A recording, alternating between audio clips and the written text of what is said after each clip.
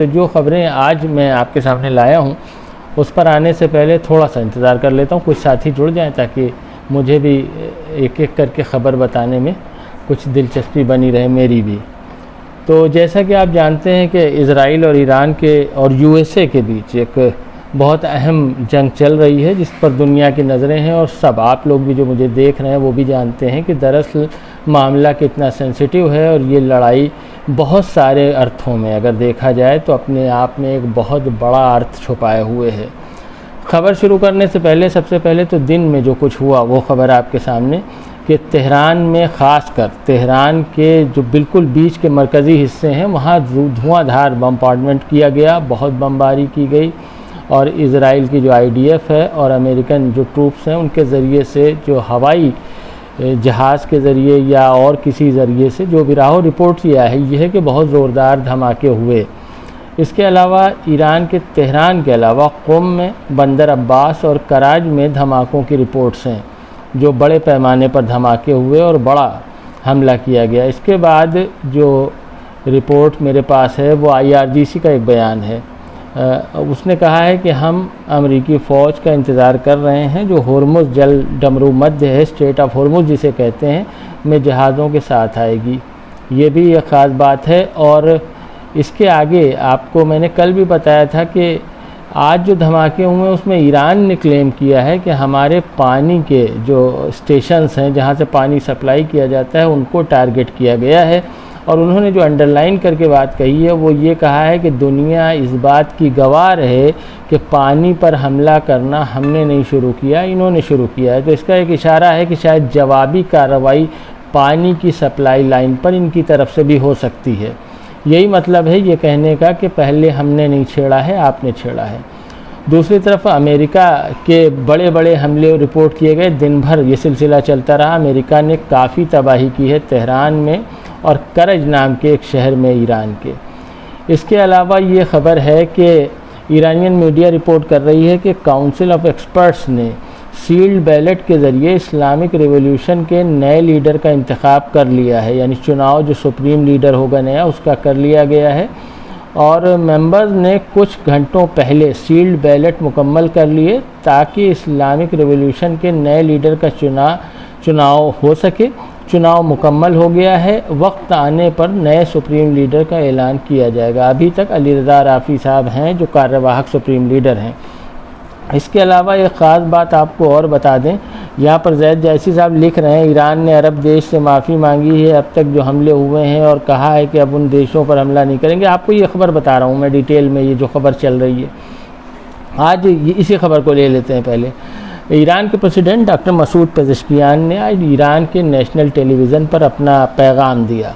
उन्होंने उसमें कहा कि जो हमारे पड़ोसी ममालिक हैं उन पर हम आइंदा हमले नहीं करेंगे जब तक कि उनकी तरफ से या उनकी ज़मीन का इस्तेमाल करते हुए दुश्मन फ़ौजें हम पर हमला नहीं करेंगी।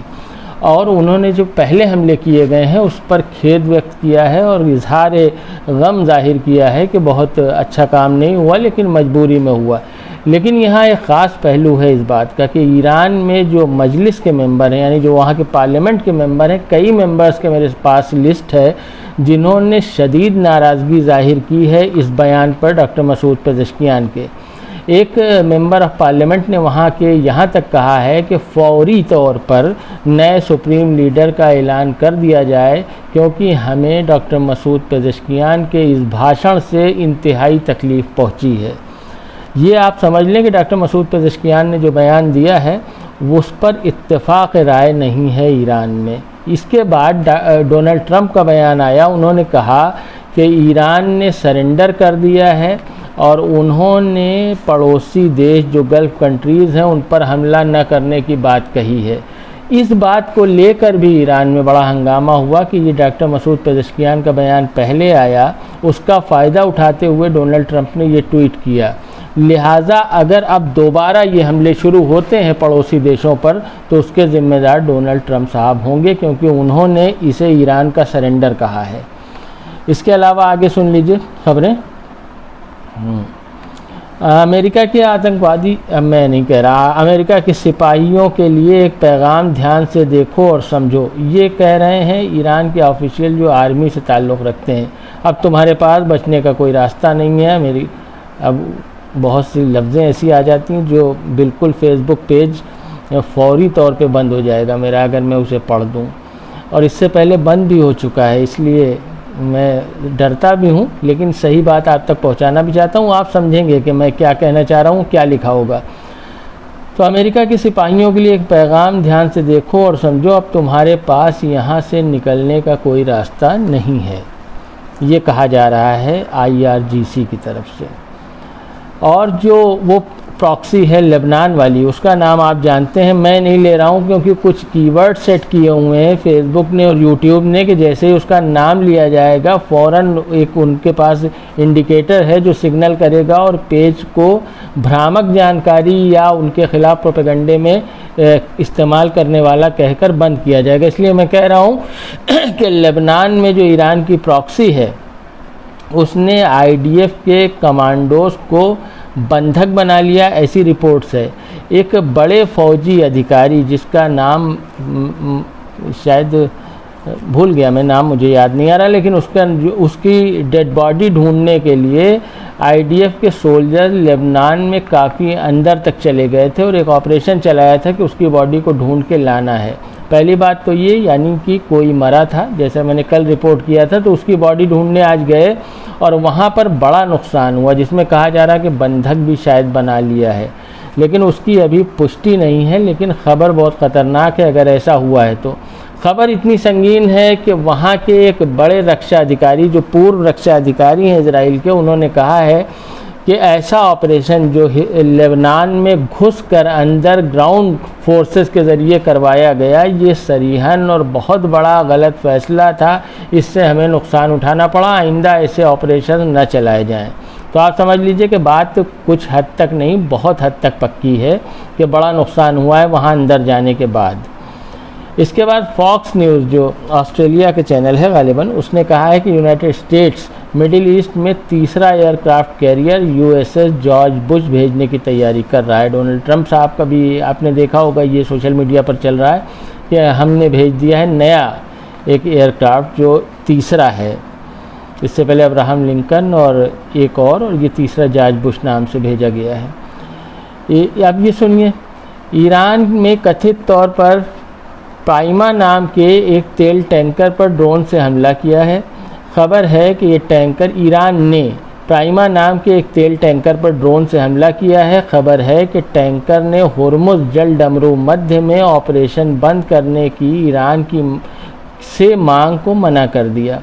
अब ये देखिए, ईरान से कहा गया था कि ये बंद कर दिया है जो आपने, इसे खोल दीजिए ये रास्ता, तो उन्होंने इनकार किया। कल तक ऐसी खबरें थी कि ये जो स्ट्रेट ऑफ होर्मुज है वो ईरान ने बंद नहीं किया, और 4 दिन से ये खबरें चल रही कि बंद कर दिया। अब बात ये है कि बंद किया या नहीं किया, इसकी पुष्टि इस बात से होती है कि ऑफिशियली अनाउंस नहीं किया कि बंद किया, लेकिन ऐसे पार्शियली बंद है और कुछ मित्र देशों के टैंकर ही वहाँ से गुजरने दिए जा रहे हैं। ब्रजेश जी देख रहे हैं इन दिनों मेरे कलम से, गोदी मीडिया की बात न माने, मैं कुवैत में और कुवैत का न्यूज़ देखता हूँ। ब्रजेश जी बहुत शुक्रिया, आप हमें देख रहे हैं, आप कुवैत में हैं, आप खैरियत से होंगे ऐसी हम उम्मीद करते हैं। और यहाँ पर हम आपको बता रहे हैं आगे क्या कुछ हुआ है।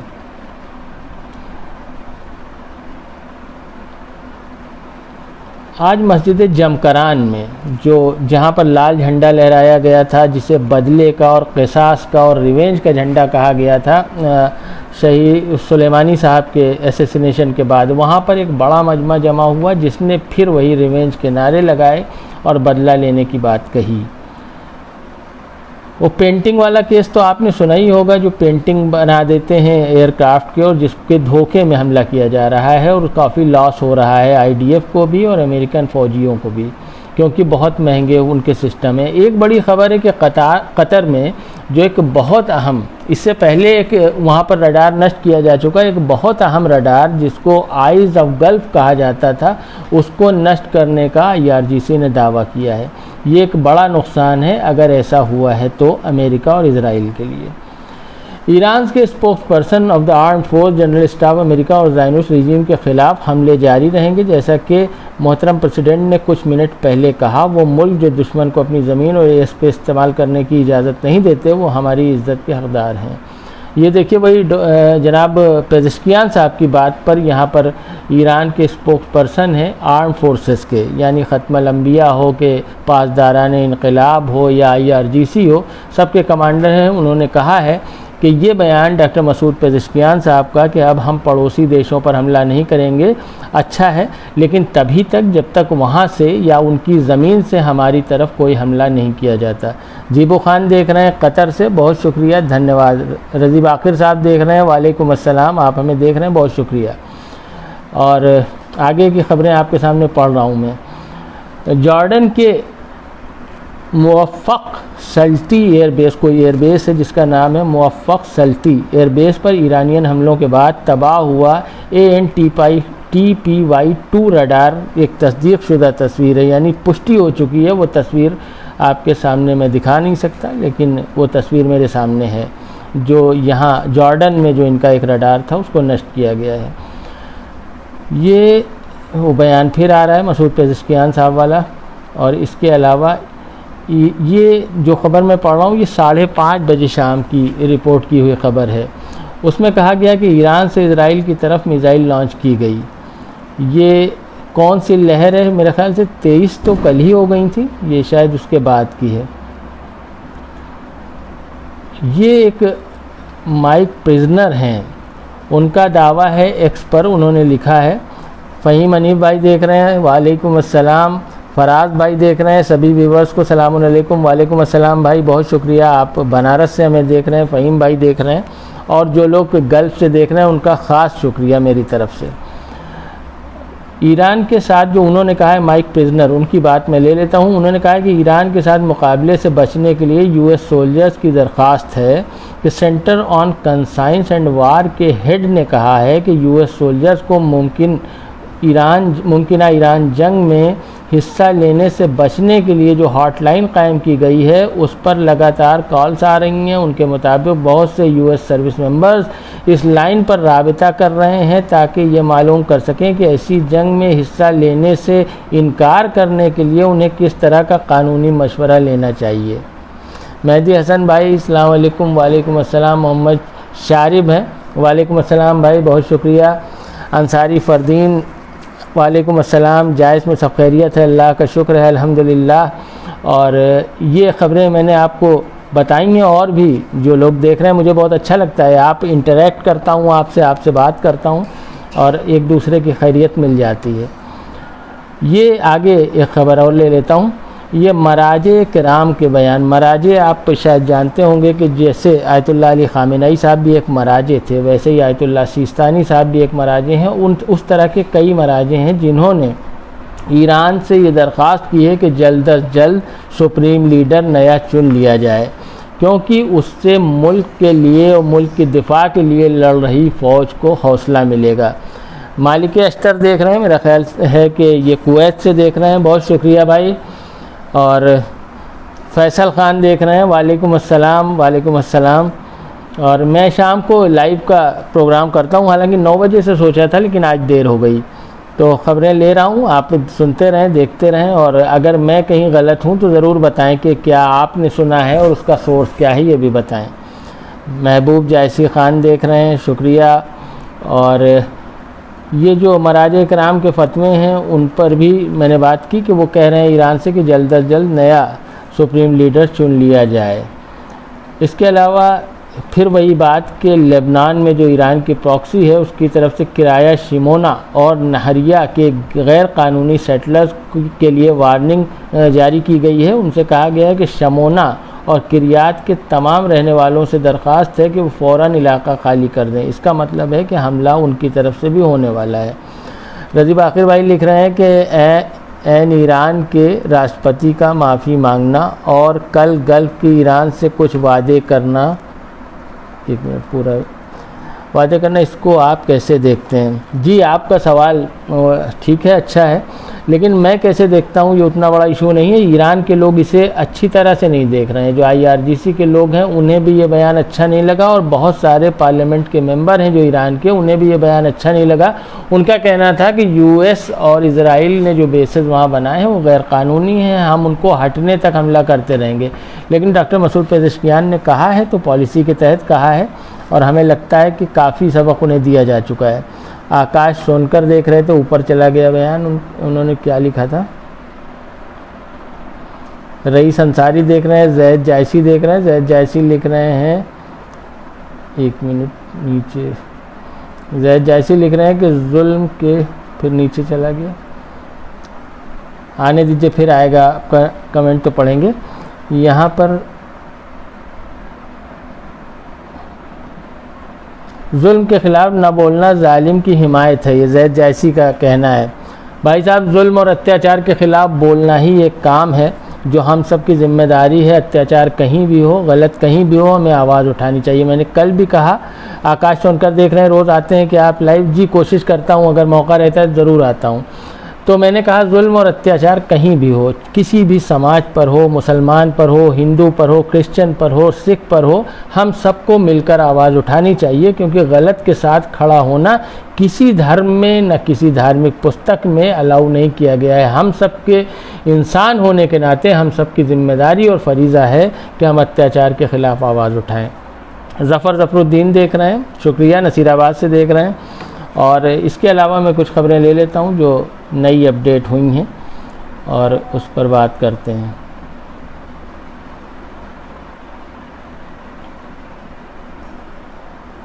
ये एक नई अपडेट आई है जिसमें लिखा है कि 24 घंटों के अंदर असेंबली ऑफ एक्सपर्ट्स की आखिरी मीटिंग होगी, जिसमें अगले सुप्रीम लीडर का ऐलान किया जाएगा। ये मेहर न्यूज़ एजेंसी है जो ईरान की है और बड़ी न्यूज़ एजेंसी है, उसका कहना है। तो 24 घंटे में उम्मीद करते हैं कि उनके नए सुप्रीम लीडर का ऐलान हो जाएगा।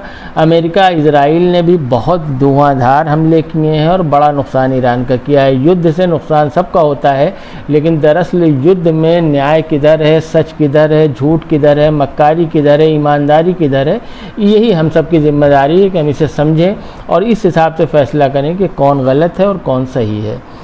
यहाँ पर आप लोग देख रहे हैं, मुझे बहुत शुक्रिया, धन्यवाद। और मैं देख लेता हूँ अगर किसी ने कुछ लिखा हो तो उसका नाम कोशिश करके मैं ले लूँ। फैसल ख़ान है, महबूब जैसी, अंसारी फ़रदीन है। और अंसारी फ़रदीन कह रहे हैं कि हम सऊदी अरब रियाद से देख रहे हैं। बहुत शुक्रिया फ़रदीन आपका, आप हमें देख रहे हैं और बराबर देखते हैं, मैं देखता रहता हूँ आपको। और तकरीबन मैंने सभी कमेंट ले लिए। फ़हीम हनीफ साहब का भी, फराज नकवी, रमाकांत कुमार, बहुत बहुत धन्यवाद। रमाकांत कुमार जी कह रहे हैं मैं आपका शुक्रिया अदा करता हूं कि आप हमें देख रहे हैं, बहुत धन्यवाद। मेहदी हसन साहब का सलाम है, वालेकुम अस्सलाम। मोहम्मद शारिफ हैं, वालेकुम अस्सलाम शारिफ, आप शायद लखनऊ से मुझे देख रहे हैं। और मालिक अख्तर कुवैत से हैं।